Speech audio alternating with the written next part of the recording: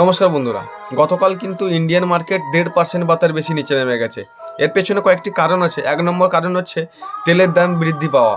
হঠাৎ করে তেলের দাম কিন্তু বেড়ে গেছে, $120 পেরিয়ে গেছে। 2 নম্বর কারণ হচ্ছে নিফটি ফিফটির যে শক্তি, নিফটি ফিফটির যে blue chip stock HDFC bank, এর কিন্তু বড় শক্তিশালী স্টক কিন্তু এইচডিএফসি ব্যাংক।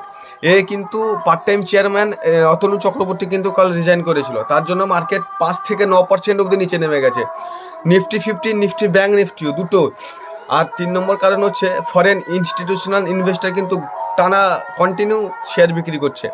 4 নম্বর কারণ হচ্ছে আমাদের যে গত কয়েকদিন আগে যে 2-3 দিন ধরে যে মার্কেট উপরে গেছিলো, তার জন্য এখানে কিছু অনেকটা প্রফিট বুকিং হয়েছে। তো আমি বলবো যুদ্ধ কিন্তু এখনো শেষ হয়নি, ওয়ার চলছে। তো তোমরা ক্যাপিটালকে বাঁচিয়ে রাখো। যারা ট্রেডিং করে বিশেষ করে তাদের ক্ষেত্রে বলবো ক্যাপিটালকে বাঁচিয়ে রাখো, কেননা 2020 সালে যেভাবে মার্কেট নিচে এসেছিলো, ঠিক যেভাবে নিচে এসেছিলো সেইভাবে কিন্তু দ্বিগুণ গতিতে উপরে গেছিলো।